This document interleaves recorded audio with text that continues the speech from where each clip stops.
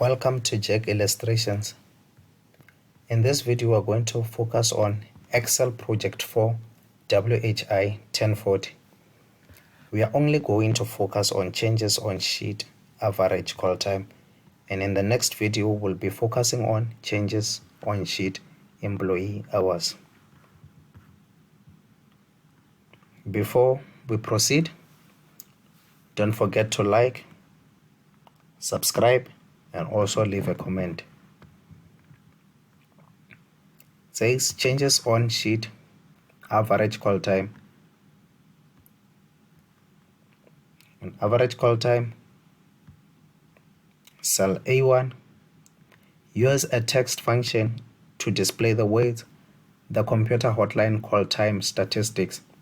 Explicitly use the cell entry found in A1 from the employee hours sheet together with the remaining text found somewhere in this worksheet. We are going to insert a function that will join two cells as one. Number one is the cell in A1 from the employee hours sheet, and the other one it's in this worksheet which is average call time. So in cell A1, it's equal to concatenates a list or range of text strings. So it's equal to concat tab, open the employee hours, select A1, use a separator, go to average call time, select the remaining text, then enter. Second instruction. In range A4 through F16, adjust the font size to 13 for these cell entries. So I will type the range in the name box and then press enter. Go to font, change the font size to 13, enter. Use an Excel feature to copy the sparkline into all the vacant cells of the trend column. Another instruction may say use fill or copy, or use the fill handle or fill or copy. So let's go to G4, use the fill or copy until G16, because they said you must fill or copy to the vacant cells. Next instruction, it says in cell F20. Let's go to F20.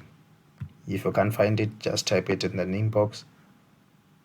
F20, use a function to show the peak call time hours on Tuesday. Explicitly use the name range as the value.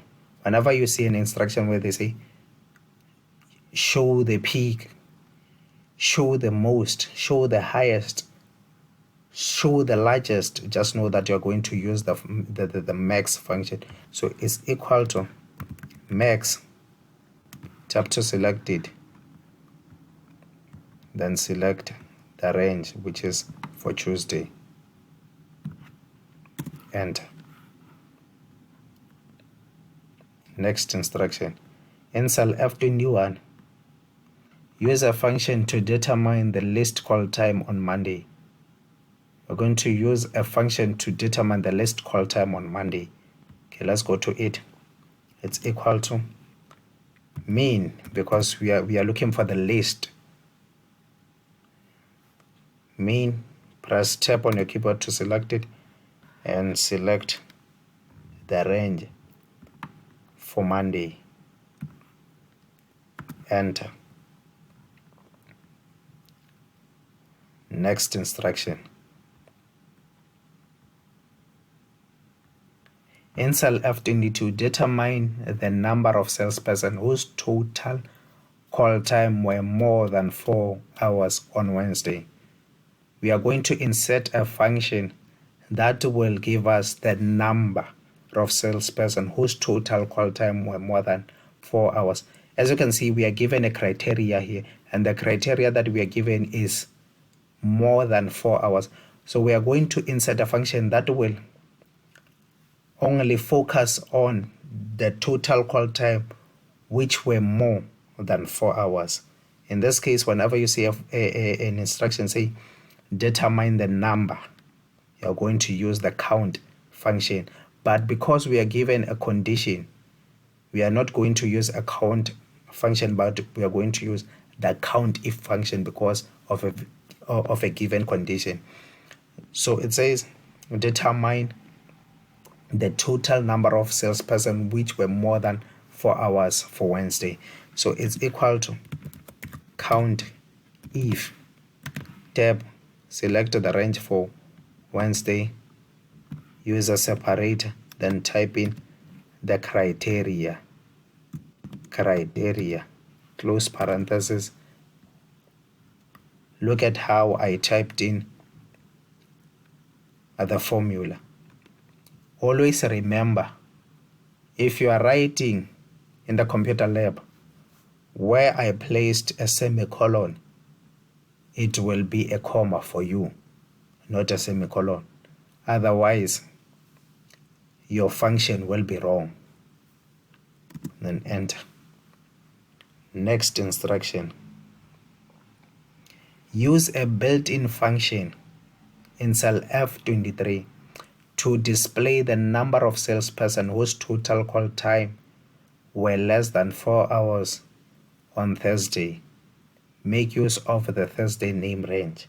So again, we are going to insert a function to display the number, and we are given a condition which is less than 4 hours.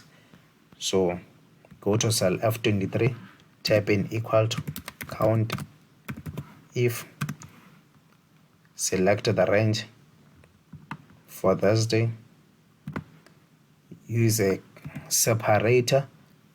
Again, if you are in a computer lab, you are writing an Excel test, a separator is a comma, not a semicolon.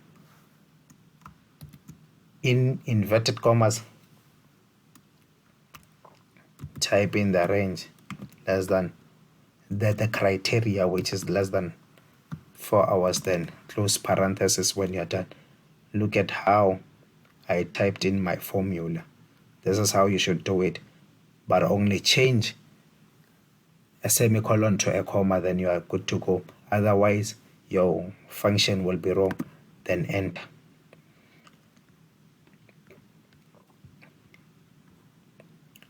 We are done with changes on sheet average call time. In the next video, we'll be focusing on changes on sheet employee hours. My time is up, and I thank you for yours.